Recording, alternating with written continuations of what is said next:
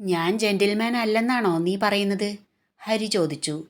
എന്നല്ല, ശ്രീയേട്ടനും കോളേജിൽ പഠിച്ചിട്ടുണ്ട്. ഒരുപാട് സ്റ്റാഫുകൾ വർക്ക് ചെയ്യുന്ന ഓഫീസിലാണ് ജോലി ചെയ്യുന്നത്. എന്നിട്ടും ശ്രീയേട്ടന് ആരെയും പ്രണയിക്കാൻ തോന്നിയില്ലെങ്കിൽ എക്സ്ട്രാ ജെന്റിൽമാൻ എന്ന് വേണ്ടേ പറയാൻ? ഹരിയേട്ടൻ എന്താ ചെയ്തത്? ഞാൻ ഓഫീസിൽ വന്ന് കുറച്ച് ദിവസങ്ങൾ കൊണ്ട് തന്നെ എന്നെ വളച്ച് വീഴ്ത്തി പ്രണയം തുടങ്ങി. രേവതി പറഞ്ഞു. ഞാൻ വളച്ച് വീഴ്ത്താൻ ശ്രമിക്കുമ്പോഴേക്കും വീഴാൻ പാകത്തിന് നിന്ന് തന്നതല്ലേ നീ? നിനക്ക് വീഴാതിരിക്കായിരുന്നില്ലേ? ഹരി ചോദിച്ചു. ആ സമയത്ത് ഹരിയുടെ ഏട്ടൻ ശ്രീജിത്ത് ഹരിയുടെ റൂമിലേക്ക് ഡോർ പെട്ടെന്ന് തുറന്ന് കയറി വന്നു. ആരെയാടാ നീ വീഴ്ത്തിയത്? ശ്രീജിത്ത് ചോദിച്ചു. ആരെയും വീഴ്ത്തിയതല്ലേ ഏട്ടാ. സൈറ്റിൽ പോയപ്പോൾ ഒരാൾ വീഴാൻ പോയി, അയാളെ പിടിച്ചു എന്ന് പറയായിരുന്നു. ഹരി പറഞ്ഞൊപ്പിച്ചു. എന്നിട്ട് ഫോണിൽ പറഞ്ഞു. ശരിയടാ, പിന്നെ വിളിക്കാം. എന്നിട്ട് കോൾ കട്ടാക്കി. എന്താ ഏട്ടാ? ഹരി ചോദിച്ചു. എൻ്റെ മൊബൈൽ ചാർജറിന് ഒരു കംപ്ലൈൻറ്റ്. നിൻ്റെ ചാർജറൊന്ന് വേണം, ശ്രീജിത്ത് പറഞ്ഞു. അപ്പോൾ ഹരി അവൻ്റെ ചാർജർ എടുത്ത് ഏട്ടന് കൊടുത്തു. നീ കഴിക്കാൻ വരികയില്ലേ? ശ്രീജിത്ത് ചോദിച്ചു. വരിക ഏട്ടാ, ഹരി പറഞ്ഞു. എന്നാ വാ എന്ന് പറഞ്ഞ് ശ്രീജിത്ത് ഹരിയെ വിളിച്ചു കൊണ്ടുപോയി. പിറ്റേന്ന് രാവിലെ ഹരി ഓഫീസിലെത്തുമ്പോൾ രേവതി എത്തിയിരുന്നു. അവൾ കുറച്ച് ഫയലുകളെടുത്ത് ഹരിയുടെ അടുത്തേക്ക് ചെന്നു. ഇന്നലെ സംസാരിച്ചു കൊണ്ടിരിക്കുമ്പോൾ പെട്ടെന്ന് ശ്രീയേട്ടൻ വന്നല്ലേ? രേവതി ചോദിച്ചു. പെട്ടെന്ന് ഏട്ടൻ കയറി വരുമെന്ന് ഞാൻ വിചാരിച്ചില്ല, ഹരി പറഞ്ഞു. ഏട്ടൻ്റെ മുന്നിൽ ഹരിയേട്ടൻ എന്തൊരു ഡ്രാമയായിരുന്നു. ശരിയടാ, പിന്നെ വിളിക്കാം. എന്തൊക്കെയായിരുന്നു? രേവതി പറഞ്ഞു. പിന്നെ എന്തു പറയും? ഹരി ചോദിച്ചു. നമ്മുടെ കാര്യം ഏട്ടനോടെങ്കിലും പറയായിരുന്നില്ലേ? രേവതി ചോദിച്ചു. അതിന് സമയമായിട്ടില്ല.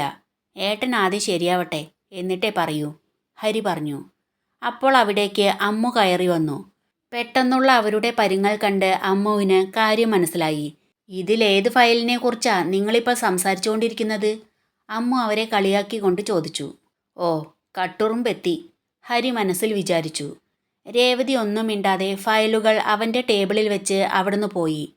അമ്മു അവളുടെ ചെയറിൽ പോയിരുന്നപ്പോൾ ഈ ഫയലുകളെല്ലാം ഒന്ന് ചെക്ക് ചെയ്യ് എന്ന് പറഞ്ഞ് ഹരി ആ ടേബിളിന് മുകളിൽ രേവതി കൊണ്ടുവന്നു വച്ച ഫയലുകൾ എടുത്ത് അമ്മുവിന് നേരെ നീട്ടി. വർക്ക് ഫിനിഷായ ഫയലുകൾ നോക്കി പഠിക്കലും ഫയലുകൾ ചെക്ക് ചെയ്യലും അല്ലാതെ എനിക്ക് വേറെ വർക്കൊന്നും ഇല്ല ഇവിടെ, അമ്മു ചോദിച്ചു. ഞാനിപ്പോൾ കുറച്ച് തിരക്കിലാ, അത് കഴിയട്ടെ, നിനക്കുള്ള പണി ഞാൻ തരാം, ഹരി പറഞ്ഞു. പണിയോ? അമ്മു ചോദിച്ചു. വർക്കേ തരാം, ഹരി പറഞ്ഞു. അപ്പോൾ അമ്മു അവിടുന്ന് എഴുന്നേറ്റ് പോകാൻ തുടങ്ങിയപ്പോൾ ഹരി ചോദിച്ചു. മാഡം പണി കിട്ടാത്തതുകൊണ്ട് പിണങ്ങിപ്പോവുകയാണോ? കുറച്ചു നേരം ഇരിക്കേ, ചെറിയൊരു തിരക്കുണ്ട്, അതുകൊണ്ടാ, ഹരി പറഞ്ഞു. അമ്മു ദേഷ്യത്തോടെ അവനെ ഒന്ന് നോക്കി അവിടുന്ന് പോയി. അവൾ നേരെ പോയത് അരുണിൻ്റെ ക്യാബിനിലേക്കാണ്. അവിടെ അവൻ കമ്പ്യൂട്ടറിൽ എന്തൊക്കെയോ ചെയ്തുകൊണ്ടിരിക്കുന്നുണ്ടായിരുന്നു. അമ്മുവിനെ കണ്ടപ്പോൾ അരുൺ ചോദിച്ചു. നീ എന്താ വന്നത്? ഒന്നും ചെയ്യാനില്ലേ? അയാൾ അവിടെ എന്തോ തിരക്കിലാ. അത് കഴിഞ്ഞിട്ട് പണി അല്ല വർക്ക് തരാമെന്ന് പറഞ്ഞു, അമ്മു പറഞ്ഞു. നീ അയാളെന്ന് ഉദ്ദേശിച്ചത് ഹരിയാണോ? ഹരി നിന്നേക്കാൾ എത്ര വയസ്സിന് മുതിർന്നതാ? വയസ്സിൽ മുതിർന്നവരെ അങ്ങനെയൊക്കെ പറയാൻ പാടുമോ? അത് മാത്രമല്ല, ഹരി നല്ല എഫിഷ്യൻ്റായ ഒരു എൻജിനീയർ കൂടെയാ. അവനെ ബഹുമാനിച്ചെന്ന് കരുതി നിനക്കൊന്നും സംഭവിക്കില്ല, അരുൺ പറഞ്ഞു. ഞാനിവിടെ ഹരിമഹാത്മ്യം കേൾക്കാൻ വേണ്ടി വന്നതല്ല.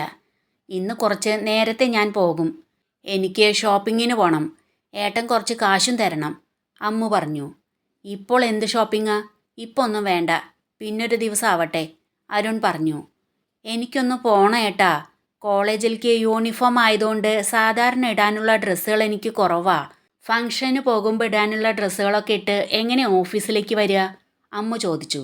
ഇപ്പം നിനക്ക് തീരെ ഇടാനില്ലായികയൊന്നുമില്ലല്ലോ. എനിക്ക് കുറച്ച് ദിവസത്തെ തിരക്കുണ്ട്, അത് കഴിയട്ടെ, ഞാൻ കൊണ്ടുപോകാം. ഇപ്പം നീ വർക്ക് വല്ലതുണ്ടെങ്കിൽ അത് ചെയ്യാൻ നോക്ക്, അരുൺ പറഞ്ഞു. ഏട്ടാ ഞാൻ തനിച്ചല്ല, ഏട്ടത്തി കൂട്ടി പോകാം, അമ്മു പറഞ്ഞു. വേണ്ട, അവൾ പറഞ്ഞാലൊന്നും നീ അനുസരിക്കില്ല. സെൻഡ് ഓഫിന് ഇടാനുള്ള ഡ്രസ്സ് അവളെ കൂട്ടിപ്പോയല്ലേ നീ എടുത്തത്. നീ നിൻ്റെ ഇഷ്ടത്തിന് നിനക്ക് തോന്നിയതുപോലെ ഡ്രസ്സ് എടുത്തിട്ട് വരും. അതൊന്നും പറ്റില്ല. എൻ്റെ തിരക്ക് കഴിയട്ടെ, എന്നിട്ട് ഞാൻ വരാം, അരുൺ പറഞ്ഞു. എൻ്റെ ഇഷ്ടത്തിന് എനിക്കൊന്നും ചെയ്യാൻ പറ്റില്ലെന്ന് പറഞ്ഞാൽ കഷ്ടേട്ടാ, അമ്മു പറഞ്ഞു. എടി, പെൺകുട്ടികൾ അവർക്ക് തോന്നിയതുപോലെ ജീവിക്കാതെ കുറച്ചൊക്കെ അവരുടെ വീട്ടുകാർ പറയുന്നതനുസരിച്ച് ജീവിക്കുന്നതാ നല്ലത്. നീ ഇപ്പോൾ പോയി നിൻ്റെ ജോലി നോക്ക്, അരുൺ പറഞ്ഞു. അത് കേട്ട് അമ്മു ദേഷ്യത്തോടെ അവിടുന്ന് പോന്നു. അവൾ ദേഷ്യത്തോടെ വന്ന് അവളുടെ സീറ്റിലിരുന്നപ്പോൾ ഹരി അവിടുന്ന് എഴുന്നേറ്റ് പറഞ്ഞു, വാ പോകാം. എവിടേക്ക്? അമ്മു ചോദിച്ചു. സൈറ്റിലേക്ക്, ഹരി പറഞ്ഞു. സൈറ്റിലേക്കോ? ഞാനൊന്നുമില്ല പൊടിയും വെയിലും കൊള്ളാൻ, അമ്മു പറഞ്ഞു. എഞ്ചിനീയർ എന്ന് പറഞ്ഞാൽ പെൻസിൽ കയ്യിൽ പിടിച്ച് പേപ്പറിൽ ചിത്രം വരയ്ക്കൽ മാത്രമല്ല, സൈറ്റിലും പോകേണ്ടി വരും. വാ, ആ ഫയലുകൾ എടുത്തോ എന്ന് പറഞ്ഞ് ഹരി അവിടെ നിന്ന് നടന്നു. ഹലോ, അവിടെ നിന്ന് നിന്നേ, അമ്മു പറഞ്ഞു. അപ്പോൾ ഹരി അവിടെ നിന്നു. ഞാൻ നിങ്ങളുടെ ജോലിക്കാരിയല്ല, നിങ്ങൾ എൻ്റെ ജോലിക്കാരനാ. ഈ ഫയലുകൾ നിങ്ങൾ തന്നെ പിടിച്ചാൽ മതി എന്ന് പറഞ്ഞ അമ്മു ടേബിളിന് മുകളിൽ ഇരിക്കുന്നുണ്ടായിരുന്ന ഫയലുകൾ എടുത്തുകൊണ്ടുവന്ന് ഹരിയുടെ കയ്യിൽ കൊണ്ടുവന്ന് വെച്ച് മുന്നിൽ നടന്നു.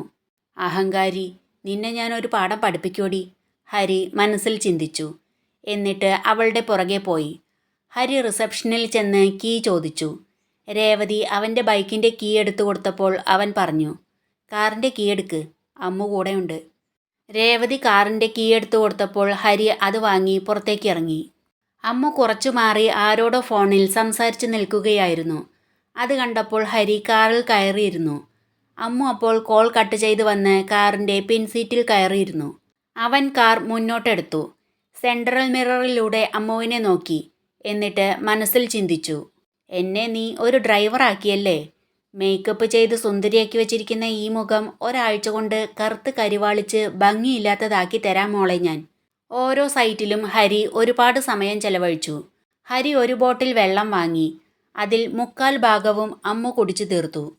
2 സൈറ്റിൽ കയറിക്കഴിഞ്ഞ് കാറിൽ കയറിയപ്പോൾ അമ്മു പറഞ്ഞു, എനിക്ക് വിശക്കുന്നു. ഹരി കാർ എടുത്തു. ഒരു ഹോട്ടലിന് മുന്നിൽ കാർ നിർത്തി. പോയി കഴിച്ചു വാ, ഹരി പറഞ്ഞു. ഹോട്ടലിൽ നിന്നോ? അപ്പോൾ ഓഫീസിലേക്ക് പോകുന്നില്ലേ? ഞാൻ ലഞ്ച് കൊണ്ടുവന്നത് ഓഫീസിൽ വെച്ചിരിക്കുക, അമ്മു പറഞ്ഞു. ഇനിയും 2-3 സൈറ്റിൽ കൂടി പോകാനുണ്ട്, അതുകൂടി കഴിഞ്ഞേ ഓഫീസിൽ പോകൂ, ഹരി പറഞ്ഞു. ഞാൻ ക്യാഷൊന്നും എടുത്തിട്ടില്ല, അമ്മു പറഞ്ഞു. സൈറ്റിലേക്ക് പോവുകയെന്ന് ഞാൻ പറഞ്ഞതല്ലേ.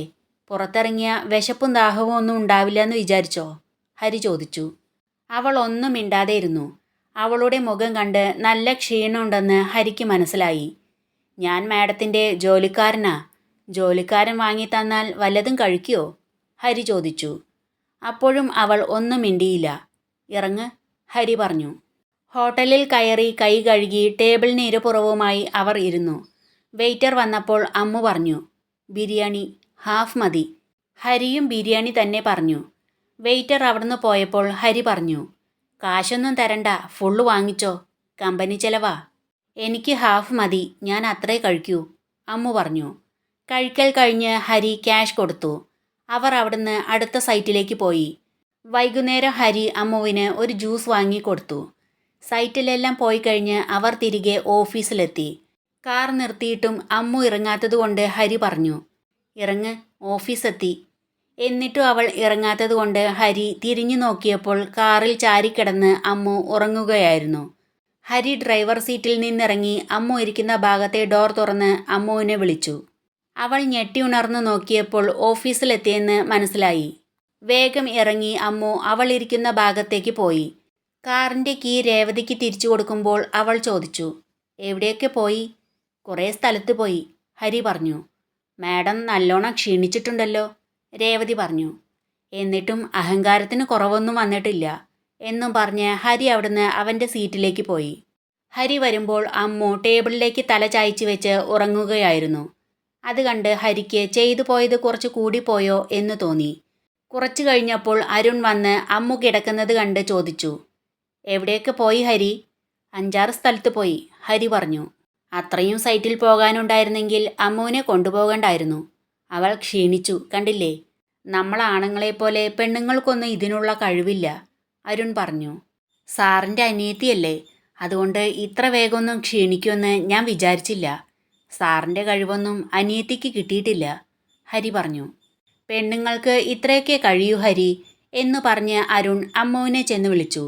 അമ്മു ഉണർന്നപ്പോൾ അരുൺ ചോദിച്ചു, എന്താ അമ്മു, വല്ലാതെ ക്ഷീണിച്ചോ? നല്ല വെയിലായിരുന്നു ഏട്ടാ, തലവേദനിക്കുന്നു. ഏട്ടൻ എന്നെ വീട്ടിൽ കൊണ്ടുപോയി വിടുമോ? അമ്മു ചോദിച്ചു.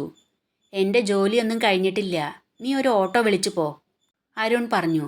അപ്പോൾ അമ്മു അവളുടെ ബാഗ് എടുത്ത് അവിടുന്ന് പോകാനൊരുങ്ങി. നിക്ക്, നിന്റെ കയ്യിൽ കാശുണ്ടോ? എന്ന് ചോദിച്ച് അരുൺ അവൻ്റെ പോക്കറ്റിൽ നിന്ന് പേഴ്സ് എടുത്ത് അത് തുറന്ന് അതിൽ നിന്ന് 200 രൂപ എടുത്ത് അമ്മുവിന് നേരെ നീട്ടി. അത് കണ്ട് അവൾക്ക് ചെറിയ ദേഷ്യം തോന്നിയെങ്കിലും അത് വാങ്ങി അവിടുന്ന് പോയി.